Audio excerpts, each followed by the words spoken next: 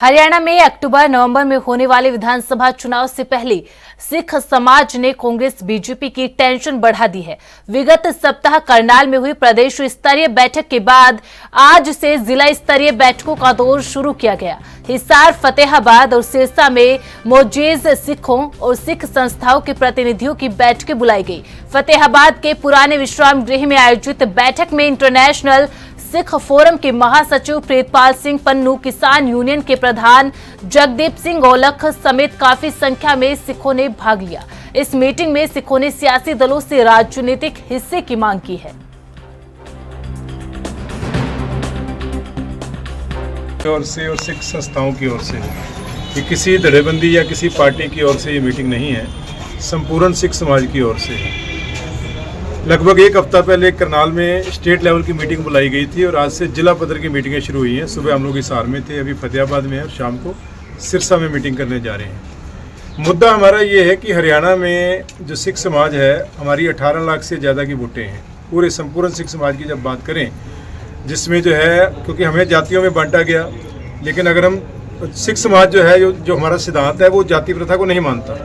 हमारे लिए हर व्यक्ति वो सिख है जो गुरु साहब को मानता है, को अपना गुरु मानता है। तो अगर वो सबको देखेंगे तो हमारी वोटें 18 लाख से ज़्यादा है।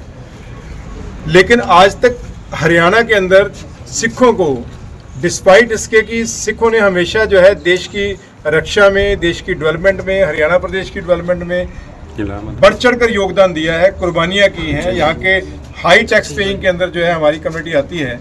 अगर हम किसानी की बात करें तो हमारे किसानों ने जो है वो देश के जो अन्न के भंडार हैं वो भरने का काम किया है। लेकिन उसके बावजूद हरियाणा प्रदेश में सिखों की किसी ने आज तक सुनवाई नहीं की। सिख वोटों को केवल इस्तेमाल किया गया है, लॉलीपॉप देकर, उनको जो है झूठे आश्वासन देकर हमारे वोट जो हैं वो लिए गए हैं। हमारे अपने लीडर जो कभी पंजाब से आते थे वो हमारी वोटों को बेच कर चला जाते थे किसी एक पार्टी की झोली में डालकर, और अब जो है सरकारी कमेटियां जो बनी हैं वो भी हमारी वोटों का वही हाल कर रही हैं। तो अब जो संगत है, जो सिख समाज है, उसने जागरूक होकर, एकजुट होकर जो है धड़ेबंदी और पार्टीबाजी से ऊपर उठकर जो है अपने हकों की आवाज़ बुलंद करने का जो है वो बीड़ा उठाया है।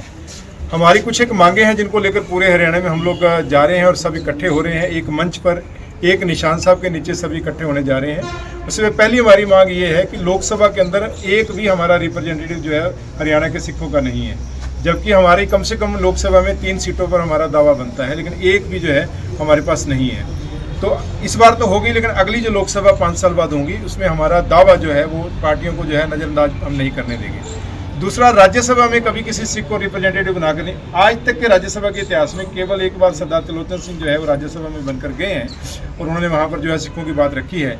लेकिन उसके बाद ना कभी किसी सिख को राज्यसभा में भेजा गया और ना ही जो अपर सदन है उसमें हरियाणा के सिखों को अपनी बात कभी कहने का, अपनी प्रॉब्लम शेयर करने का कभी मौका मिला। तो राज्यसभा में भी अभी एक सीट खाली जो है वो हुई है और भी सीटें खाली होने वाली हैं। तो उसमें भी हमारा ये है कि हरियाणा के सिख समाज को जो है वो रिप्रेजेंटेशन दी जाए। उससे अगला ये है कि हरियाणा की विधानसभा की चुनाव आने वाली हैं। लगभग 16 से लेकर 20 सीटें ऐसी हैं जहां हमारा दावा बनता है, जहां पे सिख बड़ी गिनती में हैं और वहां पर हमें जो है वो सीट मिलनी चाहिए, टिकट मिलनी चाहिए। होता क्या है कि हमें 1 या 2 सीटें देकर लॉलीपॉप थमा दिया जाता है और ये दावा कर दिया जाता है, देखो जी हमने तो आज सिख समाज को लेकर हम मीटिंगें कर रहे हैं। तो किसान 36 बरादरी के हैं। सिख समाज का भी बहुत बड़ा किसानी में एक हिस्सा है, योगदान रहा है इस देश को अन्न पैदा करने में, अन्न खिलाने में। और इसके साथ साथ यदि हमारे आंदोलन भी हुए हैं, हमारे समाज ने पिछले आंदोलन में भी बहुत बढ़ चढ़ कर भाग लिया। आज हम अपनी समाज की बात करने के लिए इकट्ठे हुए हैं, अपने समाज का एक हिस्सा है। तो यही है, हरियाणा का जो 18 लाख सिख वोटर है उसको एक झंडे नीचे इकट्ठा करेंगे और इन जो ये राजनीतिक पार्टियां हैं या जो सत्ता पक्ष विपक्ष, उनको इस पर एक चीज़ क्लियर कर दें भी हरियाणा का सिख फ्री में वोटें नहीं देगा। जो पिछले लंबे समय से चल रहा है, जो हमारी सत्ता में, राज में जो हिस्सेदारी बनती है, वो पूरा मान सम्मान सिख समाज लेकर रहेगा। और इस चीज़ का हर जिले में लोग हमारा पूरा साथ दे रहे हैं। हमने करनाल में एक पहले प्रदेश स्तरीय मीटिंग करके ये काम शुरू किया था। हम सारे जिलों में जाएंगे जहाँ पर सिख है। उसके बाद हम सितंबर में एक बहुत बड़ा प्रोग्राम करने जा रहे हैं जिसमें करीब 2 लाख सिख इकट्ठा करेंगे और इस यहाँ की राजनीतिक पार्टियों को और यहाँ को दिखाएंगे भाई हरियाणा का सिख बहुत मजबूत है, उसका एक बहुत बड़ा हिस्सा है और उसका हिस्सा आपको देना पड़ेगा।